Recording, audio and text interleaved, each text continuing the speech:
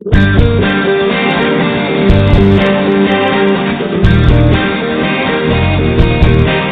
the Gospel of John, Jesus said the thief does not come except to steal and to kill and to destroy. But I have come that they may have life, and that they may have it more abundantly.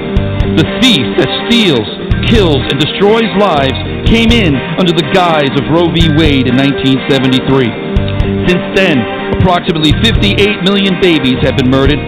Statistics say that approximately 3,700 babies are aborted in the U.S. daily. And there are approximately 1.3 million children brutally losing their lives every year. But March for Life New York was established to bring awareness of this tragedy and to bring an end to Roe v. Wade in our lifetime, for we aim to be history makers in our generation.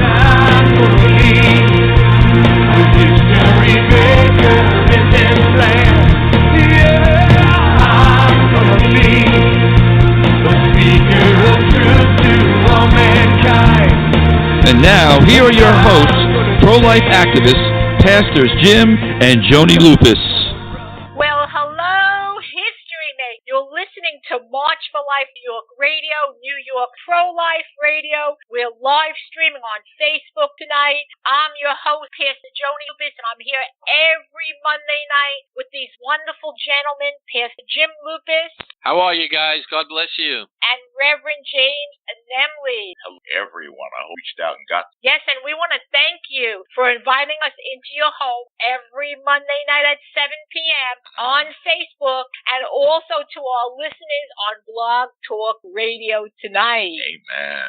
And we do ask you to share the video tonight. It's very important, and sharing is caring, and we do care for the precious babies and their moms and their dads also. So share the video tonight. Amen. Tonight our guest is Walter Hoye. Walter is a pro-life follower of Christ.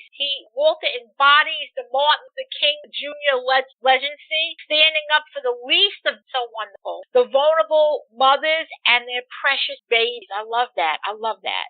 And he's the founder of Issues for Life Foundation. Issues for Life Foundation targets and works directly with the Black American leaders nationwide to strengthen their stand against abortion. Isn't that wonderful? Man. And they are committed to protecting both civil and human rights of every child in the womb. But before we bring Walter on, let's listen to the clip. That's when God answered my prayer. That's when God spoke to me. Let me tell you what he said. As I'm holding my son, as a tear is forming in my eyes, God says, Walter, this is what's supposed to be on the inside of a woman.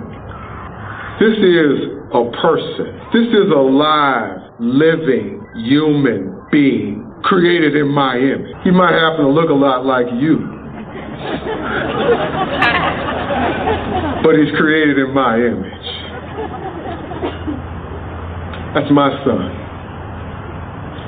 And at that very moment, my life began to change in such a way that I was never the same again. At that very moment, I understood clearly for the first time in my life what abortion is and what abortion does.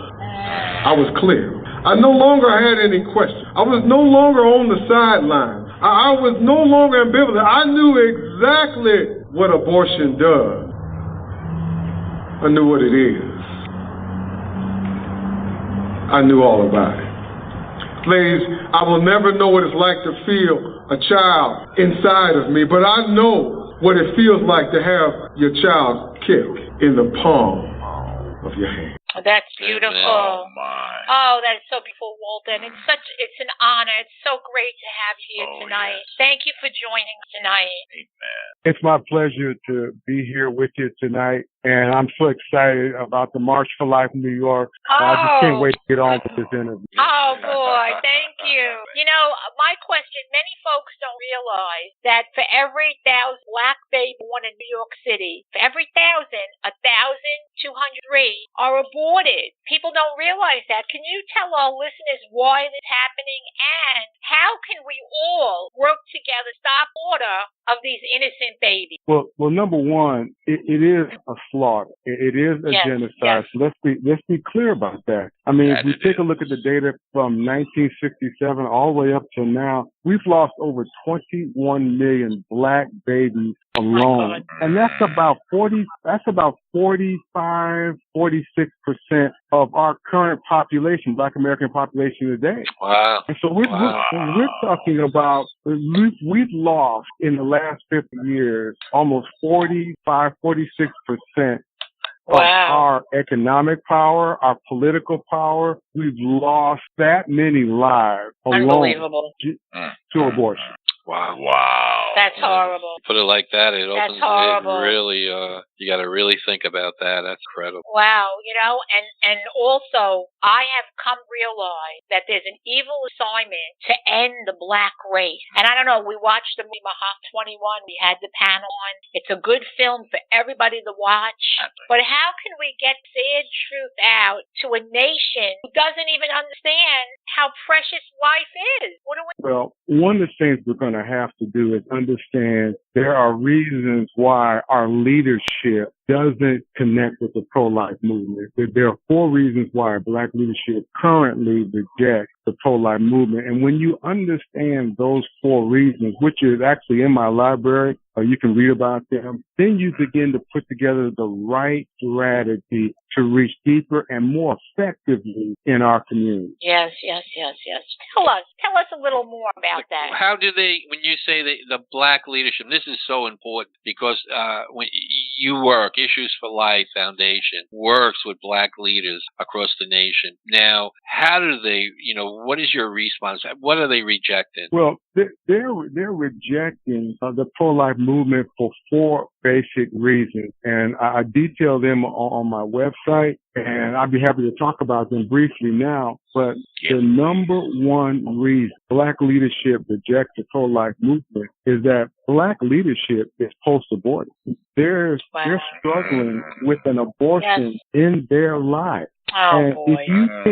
if you can't deal with that, for the most part, black America is Protestant, and it's a little bit different. If you were in the Catholic Church, there's Rachel's Vineyard, there's Gabriel's Project. This is one of the things I love about the Catholic Church. But in the Protestant church, evangelical church, that's not the same. There are really only about 2 abortion recovery healing heart ministries in the entire country that I would recommend for black church and a black pastor. Wow. Yeah, that's really hard, and I'll tell you something.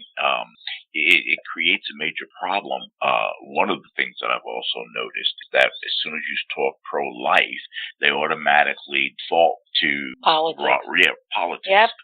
Pro-life is a Republican issue, and I say over and over again that Sixth Commandment, thou shalt not murder, and I don't believe that God had any political affiliation. Yeah. That's true. No, he doesn't. But when you meet a pastor and he has an abortion in his life, it's a member of his congregation, it's his son, it's his daughter, it may be his mother, it may be his wife, or in the worst case scenario, it's the girlfriend in the back of the choir, and it's the abortion industry's talking points that allow him to sleep at night. You're not going to get through to him unless you're able to address that need for the healing of the heart in that black leader. But isn't that where Silent No More comes in? That's right. Silent No More should be right there. Yep. But there are resources that can help bring the pastor and any congregation members who've had abortions that can help them work on the closure of the problem, because ignoring the fact that that pro-life exists and that abortion exists, ignoring that fact doesn't help soothe the soul one iota. That's right. That's an interesting point you bring up, Walt. Walter, with, even the black pastor, might be post-abortive. And I agree with you as far as the, evangelicals, Baptists, Lutherans. It's been the Catholic Church that has carried the pro-life movement. My wife and I are pastors, and we're pastors of a non-denominational church. And when we got involved and started, forming March for Life New York, we were excited, and we thought for sure so many churches were going to come on board. And we were very disappointed. The pastor's response was, "Oh, we wish you luck, and that's great," and they were for us, but nobody wanted to be involved with it. And not just black, we a lot of white churches, white pastors, and I wonder. I never thought. I just thought it was different issues, but I wonder how many of those were. But what about Reverend James here? Right? How did you feel about right here with us? But how did you feel about the black? Now we're finding so many wonderful black leaders, but when we were reaching out, there was like nobody. I have to tell you, there's a regional for us, and it's funny. All that would have found out that there's a whole world of pro-life black leadership out there, but on the surface, it doesn't appear to be the case. So here's where the problem lies. How do we here on Long Island, New York, and I know what you were saying about post-abortive. Well, there are black pro-life pastors that are aborted. What helped get them over the hump, and how can we bring that message to the ones who are suffering in that particular position now? Well, here's what we do out here. The Issues for Life Foundation has established the premier pro-life strategy for the black community, particularly leadership. We've actually created a modern-day version of the Underground Railroad, and it works like this. We work with black pastors and wives directly, and while I can talk to them in their office, I'm in their office, it's just not going to work. If I go out to dinner with them, they're pastors, everyone in the city knows who they are. That's not going to work. I need to have an intimate conversation. And so we take a small group of black pastors and wives. I got to have both of them. I can't have just one. And we take them to a secret location, and we spend about 4 days with them in this secret location. Wow, that's great. And I can tell you that this has literally moved pastors from point A to point B. It's amazing what God is doing in this modern day Underground Railroad. And to be quite honest with you, it has exceeded our expectations. Wow. Well, I bet it has. Fantastic. I want to talk a little more about that. We're just going to take a quick break, and we'll be right back. Well, we're back again, and if you just joined us, you're listening to March for Life New York Radio, New York Pro-Life Radio. Our special guest, Walter Hoye from Issues for Life tonight. And we're speaking about black leadership, pastors, and the work that Issues for Life is doing. That 4-day retreat sounds incredible. But you know, Pastor Jim, I think the white pastor does too. Oh, absolutely. Because white pastors probably need an 8-day retreat. I mean, they got some thick heads.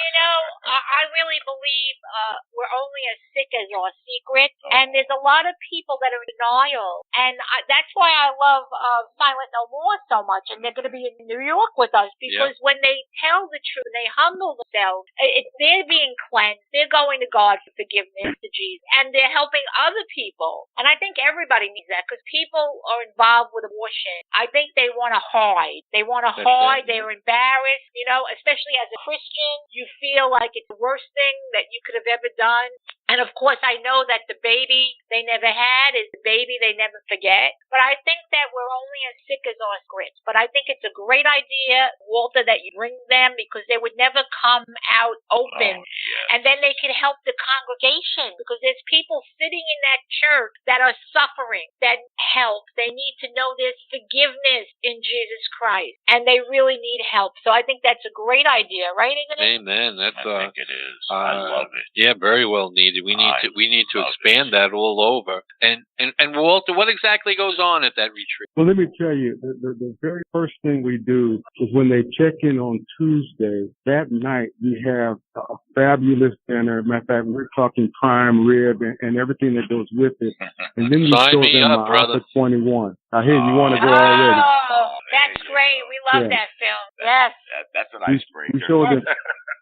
And then the very next day, the Wednesday, I bring out my medical team. My medical team consists of 2 former black abortionists, husband and wife team. And again, we're in our secret location. We're talking to husband and wife, not just one. You need both of them. And then I have the leading black OBGYN along with my medical team. And so we get really right down to the nitty gritty regarding what is an abortion. And not only do we talk about, first trimester, second trimester, third trimester abortion and the instruments that are used to do that, we also get a chance to talk about, from the OBGYN perspective, about abortion and this link to breast cancer, and particularly in the Black American community. Yes, and so we've got husband and wife listening to a medical team that are experts in the field. Wow, and that's great. Everyone is black and everyone is married, we get to throw the race card off the table. We get to throw the gender card off the table. We get to throw the politics card. On Thursday, we throw the politics card off the table. And so there's nothing left but that baby.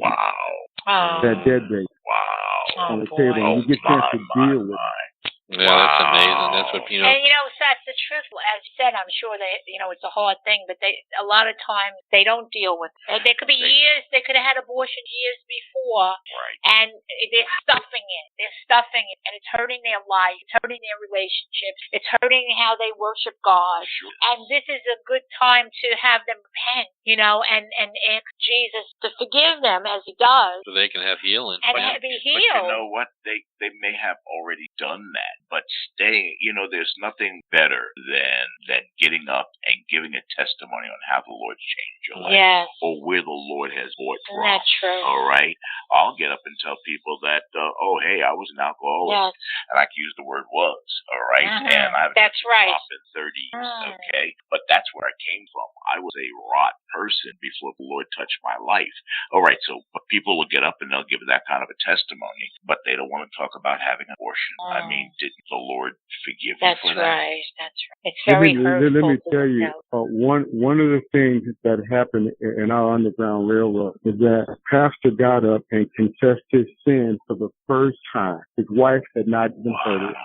But after interacting with the former black abortionists who stopped being black abortionists when they came to know Jesus, and after he heard that, understood that, God allowed him to confess his sin right then and there. And his wife had not even heard it. And so we've got healing of the heart going on. One of the big secrets is that you can't do this in a large conference style of presentation. That's right. What happens in our conference, in the Underground Railroad, I deliberately keep it small so I can have that intimate conversation. In other words, the folk in the audience can stop the presenter. They can literally talk to the presenter that's there. And in this case, we're talking about a doctor, a former black abortionist who did it. We even have video which examines exactly how do you perform a first, a second, a third trimester abortion. So there's no question about that. And then when we got to the link between breast cancer, we have Dr. Frida Bush out of Mississippi, our OBGYN. She also starred in the movie Hush, and she was sharing with them the link between breast cancer and abortion and her role in the movie Hush. The data was mind-blowing. So now the wife, the mother, the pastor's wife is there, and she is feeling the impact, and he's also, her husband is right there feeling the impact. They're getting it together. And as God begins to work on their heart, we can begin to see the change taking place. That's beautiful. That's just Wednesday. That's just Wednesday. I'm not even talking about Thursday or Friday yet. It's just the beginning of the Underground Railroad. That is so wonderful. Last week we had a wonderful guest, Dr. Haywood Robinson, and what a man of God, and an abortionist. So was his wife, and it was wonderful having them on the show. And I tell you, it's amazing what God does. The Lord is so good, how He changes our heart, and if you let Him. If you let Him, that's right. If you're willing, He's able. Right? He's able. That's for sure.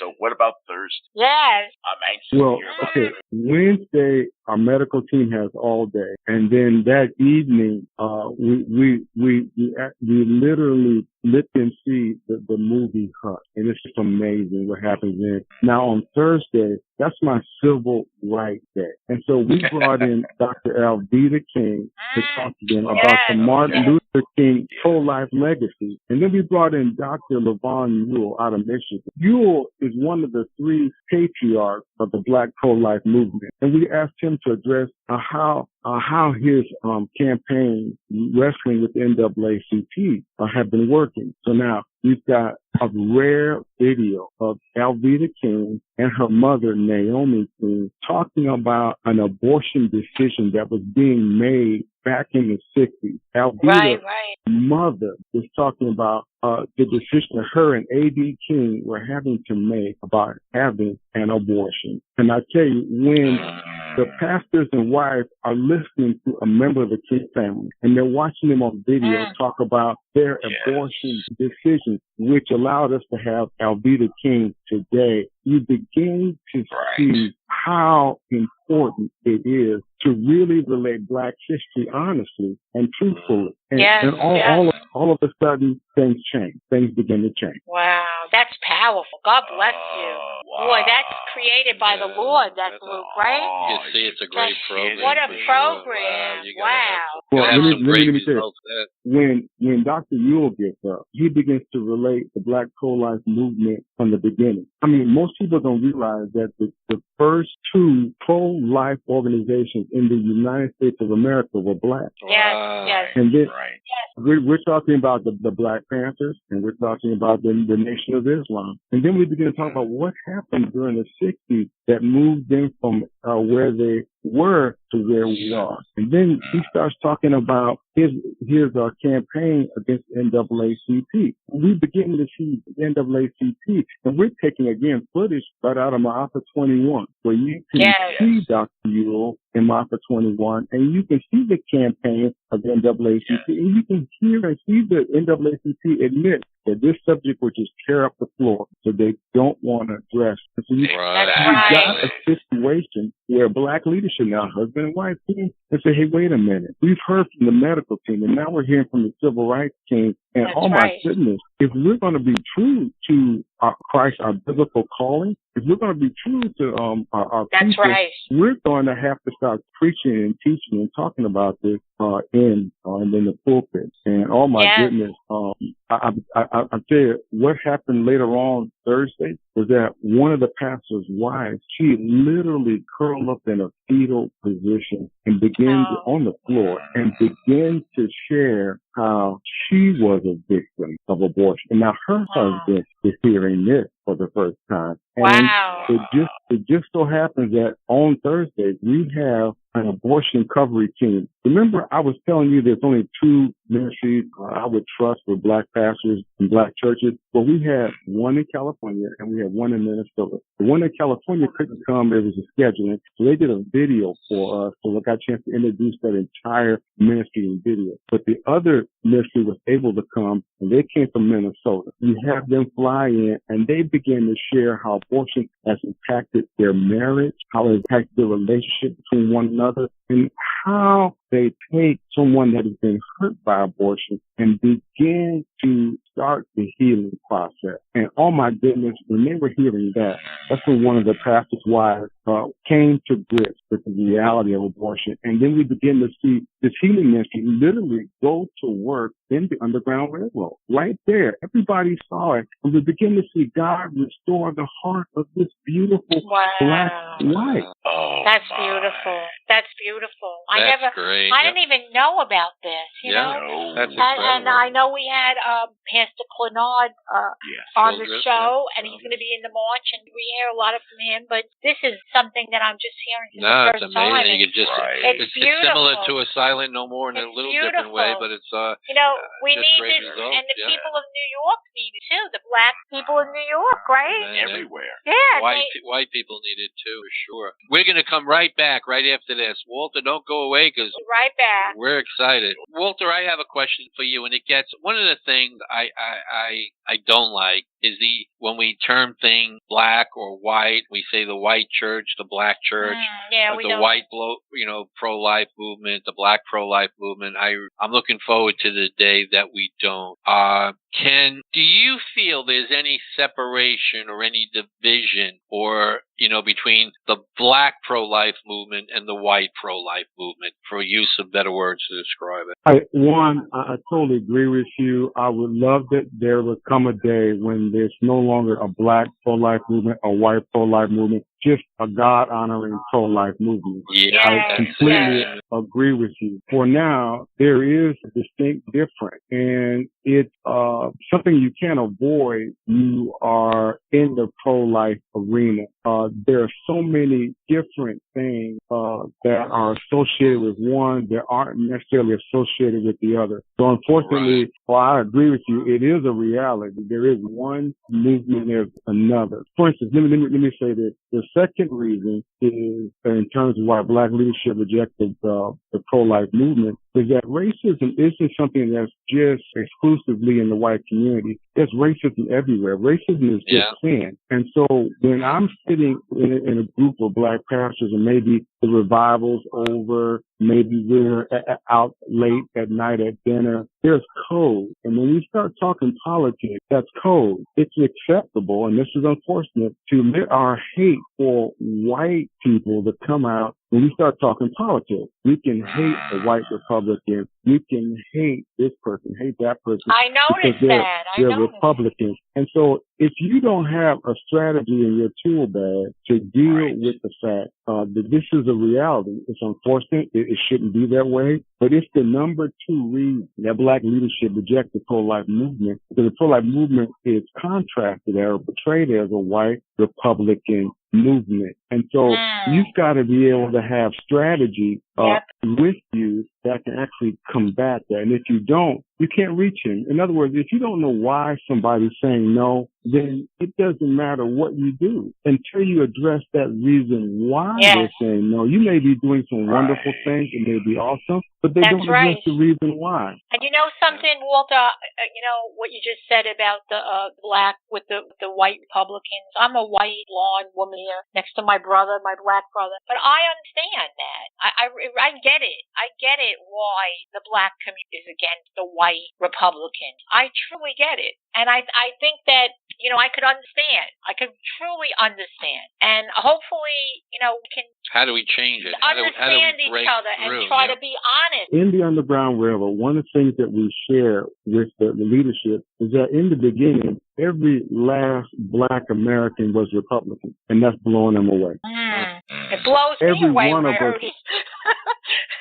First Congress, members of Congress, our first senator were all Republicans. And there was no question at the time that the Democrat Party was the party of the Klan. And I've got congressional documents that date back to the 1800s where the Klan is literally testifying for the Democrat Party. And so just that one iota of information begins to go, well, oh my goodness, what happened? When did things change? Why am I? But again, that's part of that intimate conversation that happens at the Underground Railroad. And I tell you, it starts the conversion. It starts this question, well, why am I always voting Democrat no matter what? And if I don't like the Republicans because they're racist, but the Democrats are the party of the Klan, well, oh my goodness, what changed? What happened? Why am I voting the way I vote now? That's it. So now we can begin to have that conversation that you're so forward to.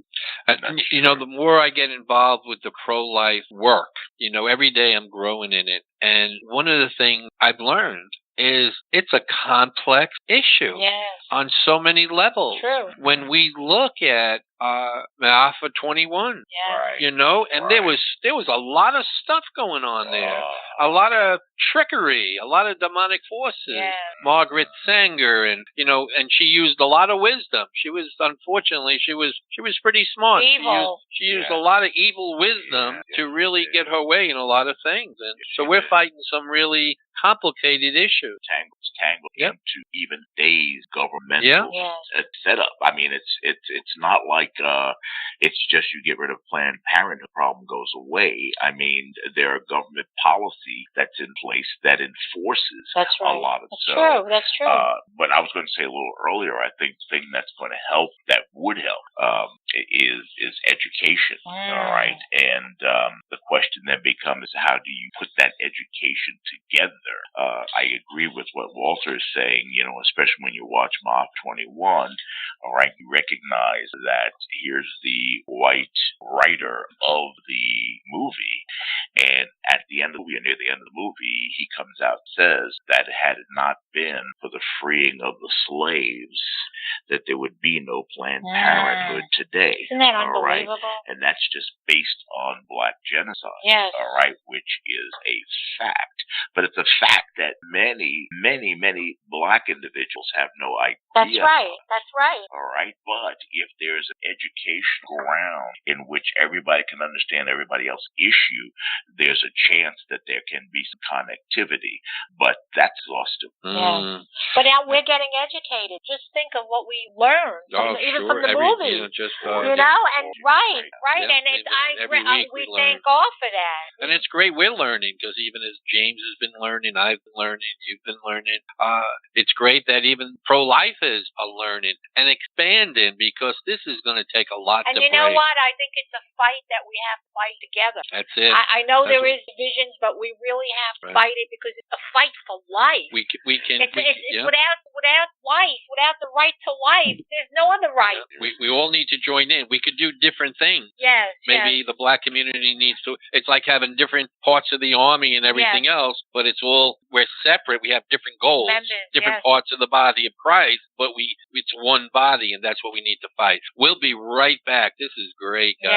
Yes. Well, we're back. We return, and we're having such a great conversation Come on, James. Why don't you ask Walter something? Walter, I'm back to my conversation, but you are educating. Yes. Will you continue on where you were going with the Underground Railroad? Because I find it random. I really appreciate the opportunity to share it. We're so excited about it. Let me tell you what happens, after the medical team, after the civil rights team. We have a young lady out of Illinois, and she created a program in a black church where 200 plus young black women dedicated their lives to Christ and decided that they would save themselves till marriage. Wow, that's beautiful. So part of the Underground Railroad, we give them practical solutions. This is how you can begin to move in the pro-life arena, move in the pro-life direction, how you begin to introduce pro-life in your church. And so they got practical examples. Another thing we did was talk about personhood. And you guys all know about that.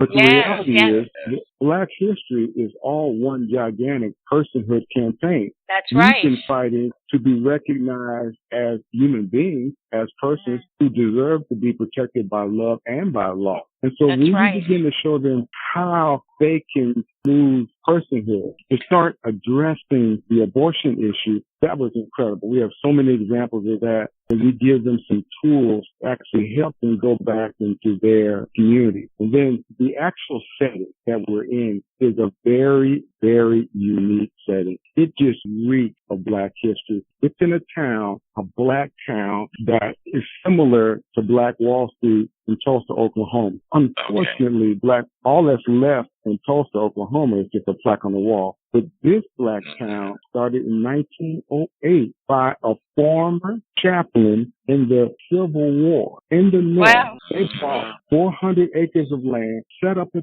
town, and the whole strategy behind the town was this. We don't care that the white man ever stopped being racist. We're going to live biblically. We're going to love our wives. We're going to love our families. We're going to start our business. We're going to build our home. We're going to rally around our children. And the church became the center of the community. And guess what? God blessed this black town in California to the tune of over $5,000 a month in the early 1900s. This was a highly successful town. So successful was this town was that Booker T. Washington was about to start the Tuskegee of the West in this town. And so they're sitting in an environment where there's Black history all around. Matter of fact, we're in a church, and the church was established in 1910. And oh my goodness, sitting in this Black church, established in 1910, and it's got all the old stuff that you would imagine in it. Just bring back the history. And so we end with a tour of the town. And oh my goodness, Black history speaks clearly about the values that we hold dearly as Black Americans. And then I ended with this. That's amazing. There is a cemetery, and few people have known even where it is. And it wasn't until 1 year, my wife and I, we've been preparing for this over the years. One of the residents said, "Hey, I see you doing this video. Can you help us raise funds for this cemetery?" And I said, "Sure, let me hear more about it." He took me to the exact location of this cemetery. Now, in this cemetery, we have grave markers that date back to 18. And so now we're in this cemetery. We're looking at grave markers of Black Americans that gave up everything to start a town based on biblical values where it didn't matter if anybody else lived right. We were going to live right, and God blessed us. And I tell you, by the end of the time there, we've moved past it from A to B.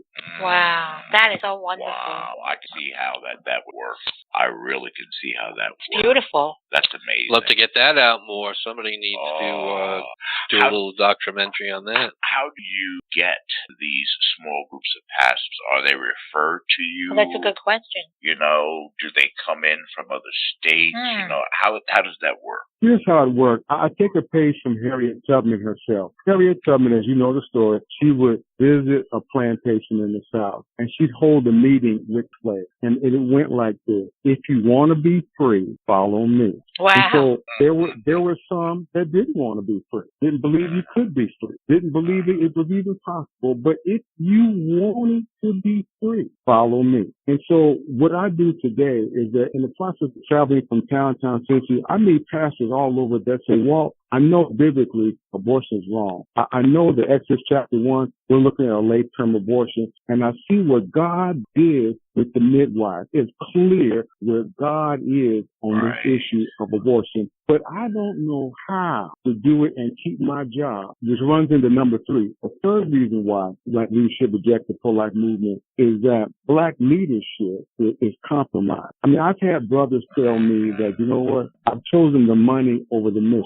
You know what, Walter? I've chosen the treasure over the truth. And they understand that they could preach about abortion, but by 1 o'clock that afternoon, the deacons, the board of elders can have them fired in a telephone call. Isn't that unbelievable? So, right. Now, that's not something that happens in the Catholic Church, but that does happen in the evangelical church. Yes, so we know. You've got to be able to address that. Yep. Now you can help him. That goes back to understanding why they're saying no. It may not be they're post-abortive. It may not be an issue with racism. It may be that they're compromised, but they're compromised because they realize that if they come out boldly, they're going to lose their pulpit. They're going to lose their job. Yep. And you've got to be able to deal with that. Yep. That goes for the and that's a big issue we too. have because, a big issue sometimes like that. you could say, we know what they should do. You could just say, I don't care if I lose my job, I'm still going to be. But the truth is, that's a difficult decision, and it's a shame people have to be in that decision. You get a lot of empty seats. But it's hard, sure. Speaking about, again, abortion and helping the women, and being real about it. You get empty seats in your churches, Well,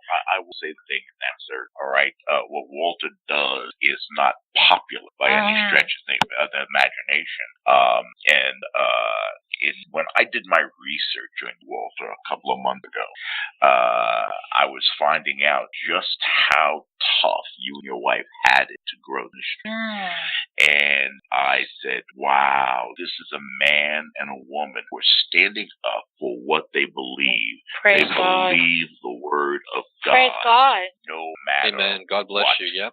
Period. Okay? It takes courage to be a man of God. It takes courage to do that. This is not a simple thing. It takes courage to do that. And I think the result of that is people go to your website. And believe me, folks, before we get off the air, we're going to give you how to get. Walter's going to tell you how to get to his website. When you get to his website, I dare you to try to break your way away from it. You're not going to be able to. It's going to be your main educational source on the pro-life movement. It's right there. So make absolutely certain. Before we go there, we're going to give that to you. Amen. But that took a lot of work, a lot of sacrifice to make happen. Amen. God bless you, Walter. We appreciate it. We're going to be right back. We have to get one more commercial. We got 60 seconds. Walter, please give listeners your website and all your information before we go off the air. Where can they contact you for information or to make a donation to your ministry? Yes. Thanks so much for this. I've really enjoyed my time with this for the March for Life New York. Go to www.issues4life.org. Again, that's www.issues, that's plural, 4life.org. And when you get to our website, to the library. In the library, we've got 3 separate floors, and the information in the library is information that the brothers go to. The pastors go here to get the kind of information they can't get from mainstream media on their television. They come to our library to get information that's only available from a Black, conservative, Christian pro-life. That's great, and we're going to put that on our website. Walter, unfortunately, we ran out of time. My goodness. I want to thank you for an incredible interview. Thank you so much. I hope to meet up with you soon. Yes. We can get together and really go over some stuff. I'd love to we'll get together yet. Facebook, love you guys. Thank you for joining us tonight. Blog Talk Radio, we love you, and we're excited